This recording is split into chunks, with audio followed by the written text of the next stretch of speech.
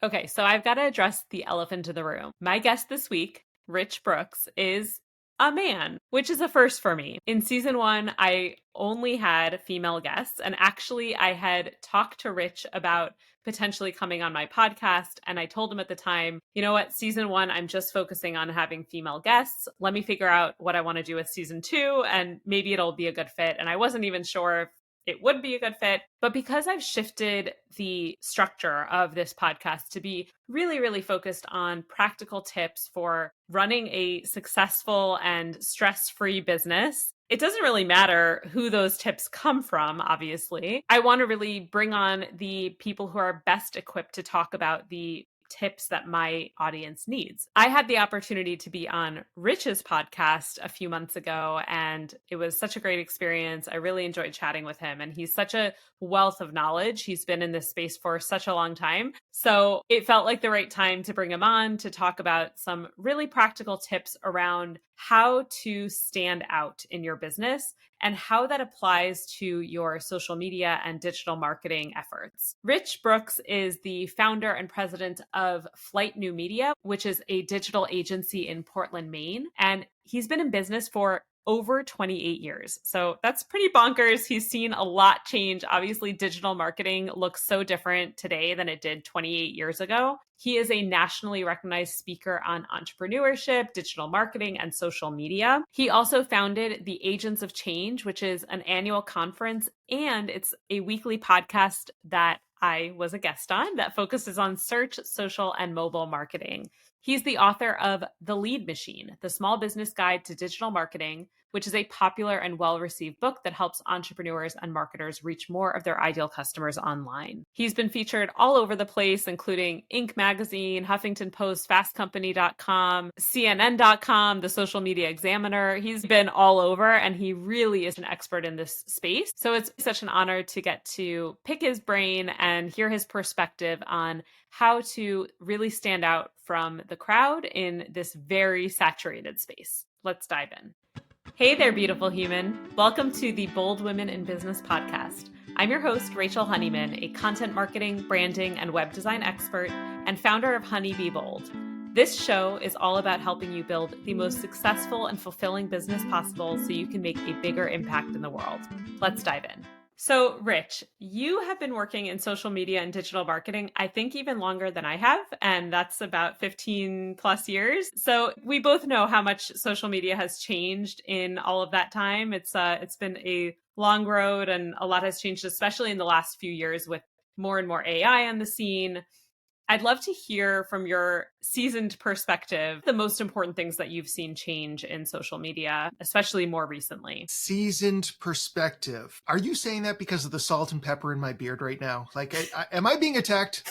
Okay. Definitely not. When did you start your company? 97, is that right? 97, yeah. Okay. And so we were early adopters into social media for sure. And I was running a social media conference back in 2009. So yeah, I mean, I've definitely been there. I was an early adopter. I think 3 months in, I was on Twitter after that launched and used all those tools when social media was really a wild west, when there were so many different platforms, not like the 3 or 4 that we have to choose from today. And it was really more about connections than what it has turned into. I have become a little jaded on social media, I'll be honest. I tend to spend most of my time on LinkedIn for business and then Reddit for every other aspect of my life. And everything else is really an afterthought. So even though my company is, among other things, well, we're digital marketers, we do a lot with social media. Personally, my needs and thoughts on social media have definitely evolved. And so I definitely think we went from that wild west where everybody's just kind of feeling things out to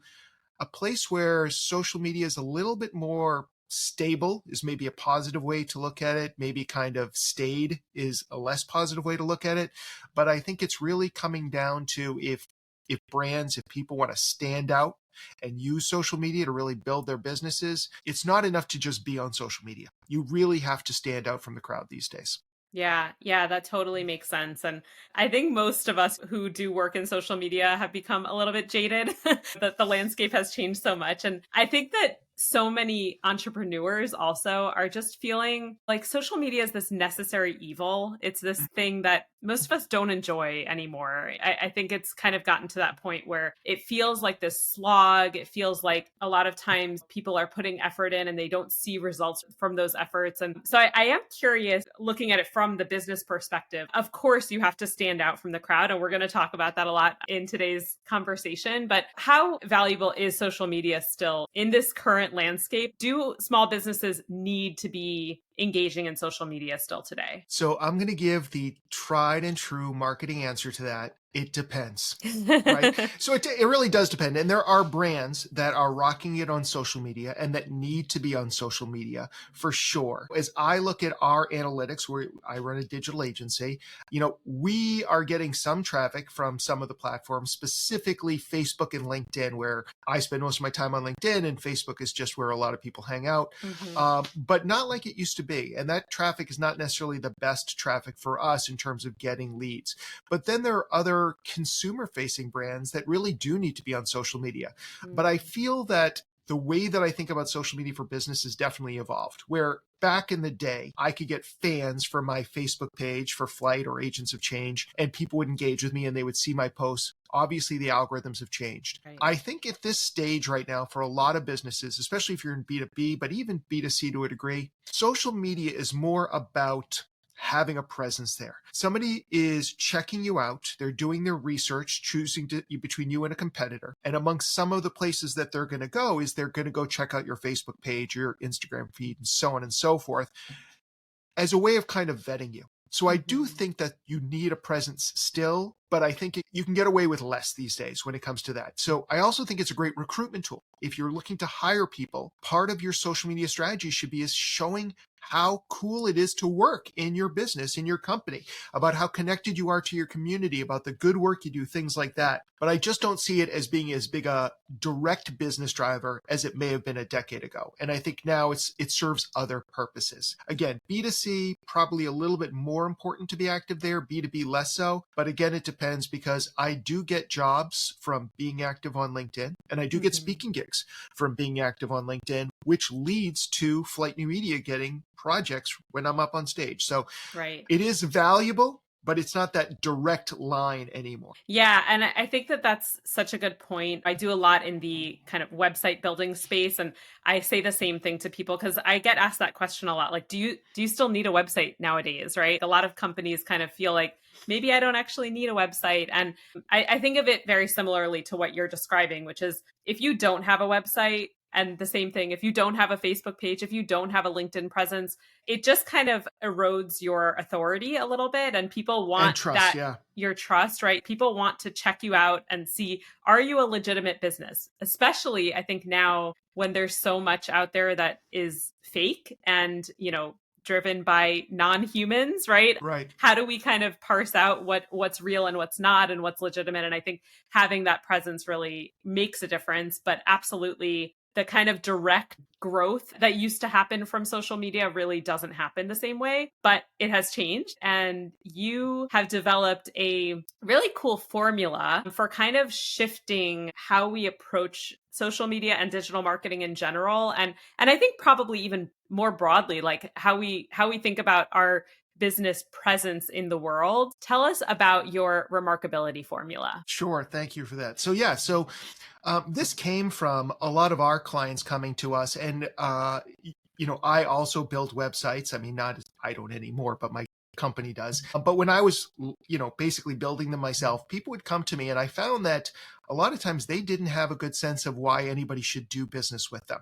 And they hadn't really thought through this. This evolved over the years of working with businesses who were just kind of like, no, I was told I need a website. In the same way, sometimes people say you need to be on social media. And so basically, as I started to look around at companies that were really good at standing out, I started to kind of put them into these different categories. And that ultimately became the Remarkability Formula, which is 4 lenses that I use to help identify what makes a brand remarkable. And it's very simple. The idea of standing out is nothing new. Obviously, there have been books by like Seth Godin with The Purple Cow, Blue Ocean Strategy, Your Unique Value Proposition. All of those things exist. I'm not kind of trying to compete with that, but what I wanted to do is give people a simple framework so that they could do the work and figure out what made them remarkable in the eyes of their audience. And the simple formula, and then we can dive deeper into it, is find, focus, forge, and frame. So find is what's already remarkable in your business, uncovering that and then giving it a name. Focus is about the idea of niching down, so you're serving a smaller community but doing a better job at it. Forge is a tricky one to wrap your head around, but it's the idea of creating something outside of your initial offering or your main offering, but that's still in alignment with your mission and values. And then frame is all about not necessarily changing your business model, but realigning it so that it speaks to your ideal customer so they can see the value that you actually bring to the table. And happy to give examples of each one if you like. Yeah, I'd love that.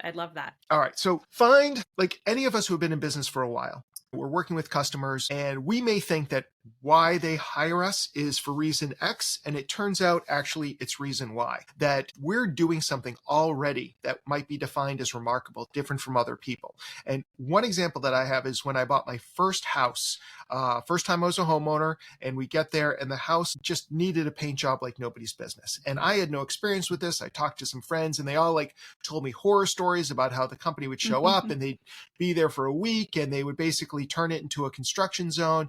And we talked to a few people. And then one of the guys we talked to said, I can get it done in 2 days. And we're like, sold.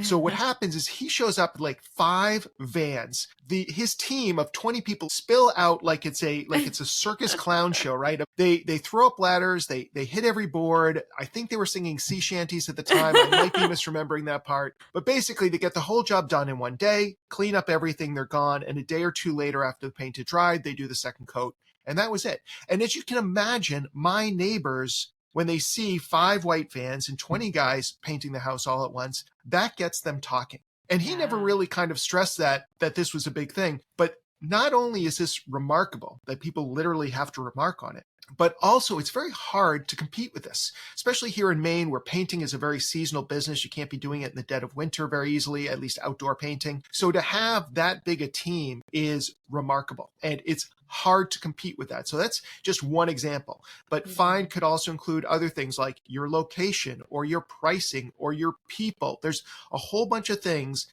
that people are already choosing you for. And what you need to do is just figure out what that is and then give it a name so it's easily identifiable for all your future clients. Yeah, that totally makes sense. We all have that thing and it's just a matter of finding it. It's not about like inventing something that doesn't exist already. It's there. Yes. And that's the thing about having 4 lenses. You may not be able to check off all 4 boxes, but you should proceed through all of them. And I don't think you should sell yourself short, because the longer you've been in business, you've probably created a few things that really get people talking and really provide value that are different than what your competitors offer. Yeah, absolutely. So talk to us about focus. Yeah, so focus is niching down. And as every entrepreneur knows, it's very difficult, but it's very important. Nobody wants to say no to business, especially just when you're getting started. And I'm not necessarily saying no to business, but we're talking about how you position yourself, how you market yourself. So focus is all about removing things. It's about offering less. It's about shrinking down so that you basically shed your competition. I have a few examples of this, but one happened to me when I moved into my new home and I was looking for a oil delivery for our oil tank. And I like a bargain. So, I open up Google and I'm doing these searches, and there was a company nearby me that had the lowest prices for oil. So I immediately looked on their website and I noticed that their zone of delivery was literally stopped right short of my street. I'm like, okay. So I call them up and I'm like, hey, I'd like to, use you, but I'm on this address. Can you extend it 1 block? And they basically said, no, this is our delivery area. And some people might say, oh my God, why didn't they just go the extra, not even mile, the extra block and get a new client? But I actually respected what they were saying, because probably one of the reasons they could be the cheapest out there or have the cheapest cost for oil is they didn't have to truck it all over Southern Maine.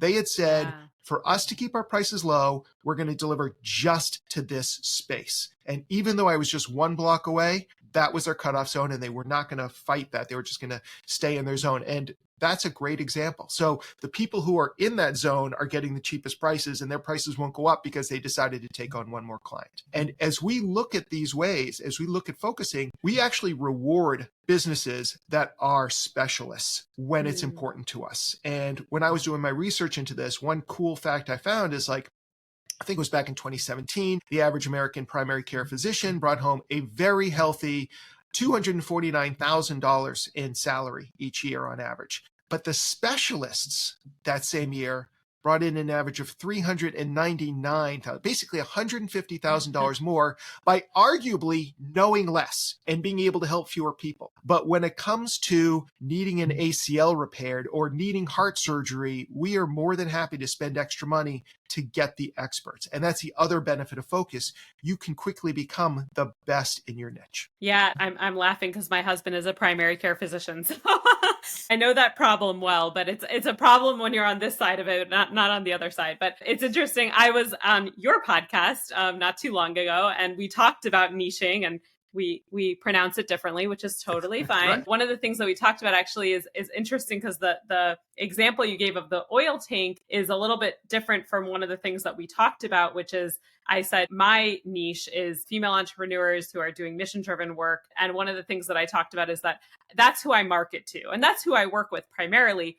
But I am actually willing to bend that a little bit when someone comes along that is someone that I want to work with. Obviously, if they don't fit what I want to work with, that's totally fine. But, do I work with men? Yes, I just don't market to them, right? But I think that oil tank example is a really good one. It's not just about niching, it's also about maintaining boundaries, right? And really being clear about who do I work with, who do I not work with? And I think that even if you have a kind of external facing niche, this is who I market to, you still have to have your clear line in the sand of who do I work with, who do I not work with? And even if it's not at that extreme, it's still super important. So that's a really, really good point.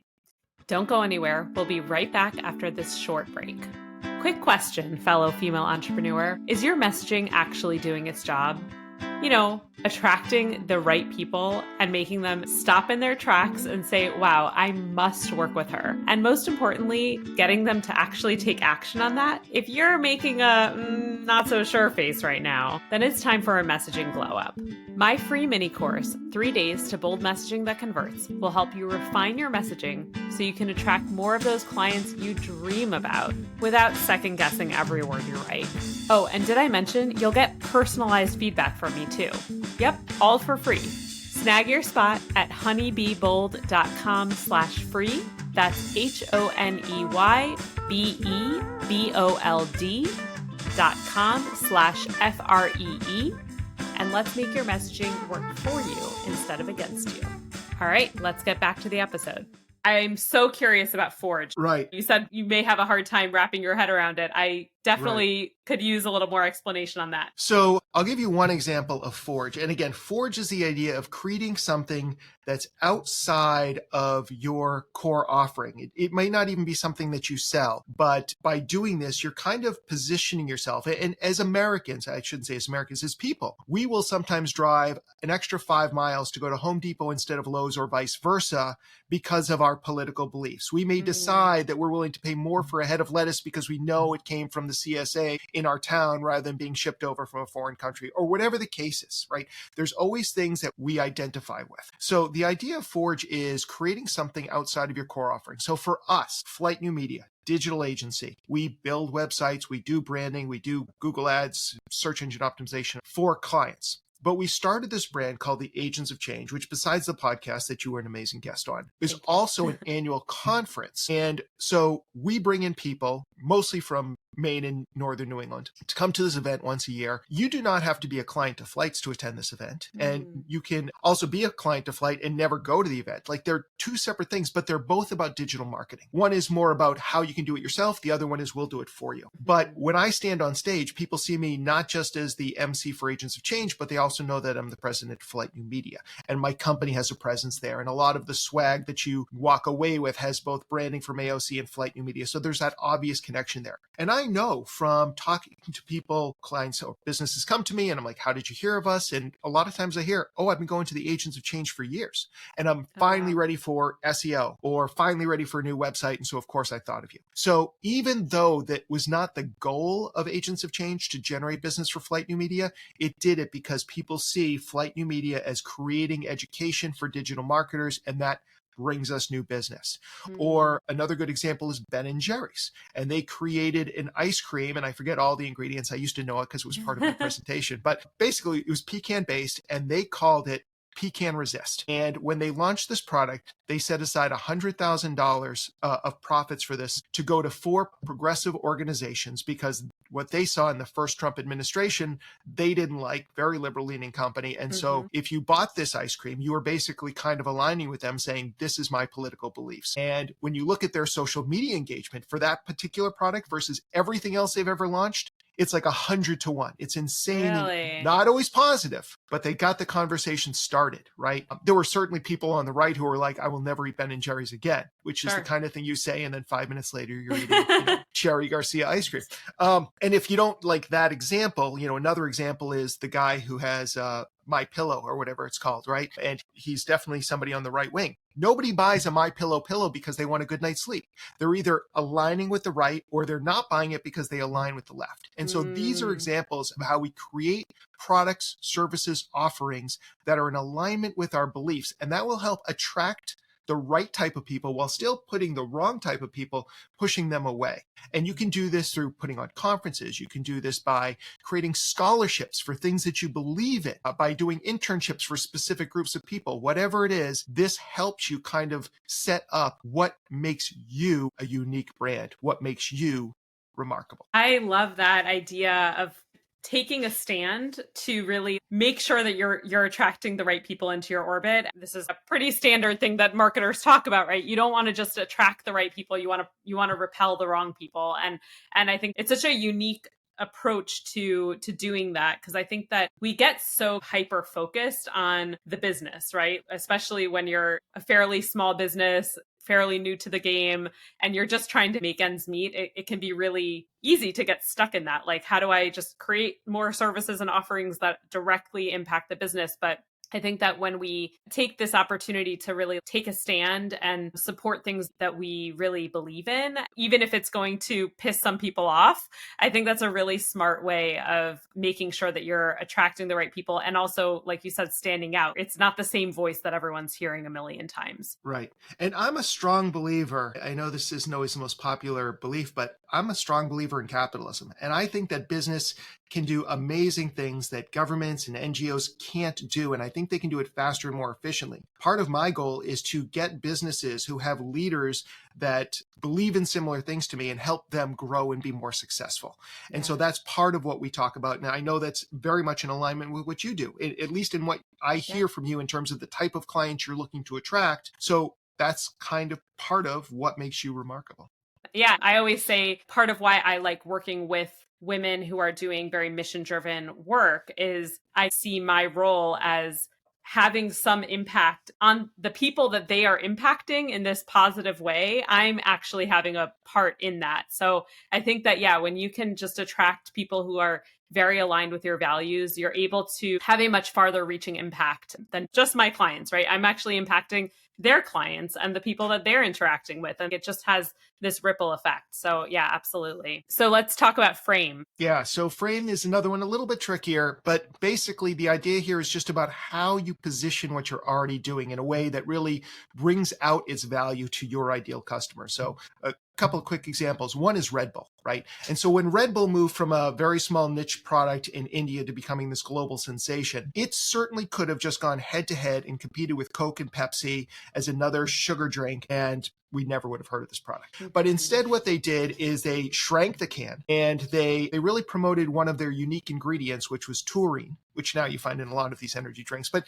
this was a brand new industry at the time. It wasn't really a big thing. And they started talking about it, and Red Bull gives you wings. And they really focused on that message. The product itself did not change. It was just how it was positioned in the marketplace. And now it's like the number one energy drink globally. It's like $2 billion a year in sales and all these other things. you don't have to be this global company to make that work. And another one of my favorite examples is a woman who was teaching Mandarin in San Francisco area years ago. And she was basically teaching people. She had a good business. And then as time went on, there were all of a sudden a lot of people coming into her industry at a much cheaper price because they were just getting started. And also the internet was really revving up. So all of a sudden you had people on Fiverr who were from China and just basically taking pennies on the dollar to teach people Mandarin. And she's watching her market share and her business erode underneath her feet. And she'd hired this guy, Matthew Pollard, who is a business coach. And he went through all of her clients with her and looked at it. And he noticed that 2 of her clients were business professionals. And he asked her about that. And she said, yes, that a couple of her clients had been transferred to China or being transferred. And so she was not just teaching them Mandarin, but she was also teaching them business tactics and business ethics in China so that they would be able to perform at a higher level. And she was also teaching their spouses and children Mandarin as well so they could better adapt when they got to China. It's very expensive for a company to send a person over to China and then to have it fail, right? Yeah. So having your family on board is key. Yeah. He's like, so you're not really teaching Mandarin as much as you're teaching people to succeed in China. And she's like, yeah, I guess so. And from that moment on, she rebranded as the China Success Coach. And she stopped taking on all these other people. And she focused entirely on just people who were being transferred to China, who this is a business expense. They were willing to pay a lot more for this extra service that she was already basically giving away for free. Yeah. And then she also started going to the recruiters and the HR departments of these businesses that were likely to move people to China and talking directly to them. So again, she's not just using frame, she's also using focus. And this is the critical thing here. It's not that one lens is going to make the difference. If you really want to be remarkable, it's about stacking these things up. So you all of a sudden become that one person serving your one audience with a very unique, very valuable solution. And that's really how you become remarkable. Yeah, I love that. I think that's such an interesting way of thinking about things. And like you said, this remarkability formula is not a totally new concept. It's really about the framing, right? It's how do we look at the different levers that we can pull. And I think that it's a very empowering way of thinking about how can we really stand out in the market. So I'd love to hear, do you have a tip or an exercise that you can offer that my listeners can do right now to start implementing these ideas? I think the first thing that you can do is basically just go through those 4 lenses, looking at your company, your brand, yourself. Find what are we already doing that we're hearing back from our customers that is really valuable. And I would actually go through the process of interviewing current and past clients to ask them why they ultimately chose you and why they ultimately stayed with you, because you may uncover some things. And when you start hearing those same things over and over again, you know you're onto something. And then the trick becomes trying to give it a name so it's a little bit more marketable and easier to digest. Focus, I would immediately start like, how do we niche down? And niching down can go in 2 directions. It could be vertical, like how you primarily work with women who have mission-based businesses, but it can also be more of a horizontal where it's like, okay, Flight New Media doesn't have a core audience per se. We work in a lot of different industries, both in B2B and B2C, but we've kind of limited the services that we offer these companies. And if a client of ours says, I need something printed, or I need some PR, or I need to get on television, we find partners and we push them off. We say, we love these guys, you should work with them. So that's another aspect of it. Forge, that's not necessarily where I might start, but I would think about, are there things you're doing or are there things you could do? Scholarships, conferences, something that would just allow people to see you and recognize that they are like you. And that's a good way to go about that. And then frame, I would just take a look at, again, it's similar to find. Look at what you're already offering and see if there's a better way to describe it or position it to your ideal customer. And go through that process. And I do have a workbook. And of course, I don't have the URL, so I'll get it to you afterwards. You can put it in the show notes. Perfect. A downloadable workbook. So people can actually go through this and do it for themselves, do it and figure out what makes them remarkable. And then the next step, of course, which we don't have time to get into today, is take that and start putting into your social media, start putting it into your website, start putting it into your digital marketing so that you communicate your remarkability to your ideal customer. Where can people find you if they want to connect with you or they're interested in working with you? Well, if they're podcast listeners, and I'm guessing they are, be sure to check out my podcast, The Agents of Change. If you want to, I am the Rich Brooks on every social platform. LinkedIn is my jam, so you can find me there. And my company is Flight New Media. It's Take Flight. FLYTE.com. Amazing. Thank you so much for your time, Rich. This was such a great conversation. Always a pleasure to chat with you. Great seeing you again, Rachel. Don't you just love a good formula that is easy to understand and follow and implement right away? When Rich first told me about the Remarkability Formula he developed when we chatted a few months ago, I was pretty blown away by how simple and easy to implement it is, but how impactful something like this can be. And it's such a clear and easy way to frame, no pun intended, but to frame this challenge that so many small business owners face today when the market is so oversaturated. We feel like we are trying to shout for attention, and it feels like our efforts go nowhere. And really what it comes down to is being very authentic in how you stand out. It's not about trying to invent something that doesn't exist. It's not about trying to be something that you're not.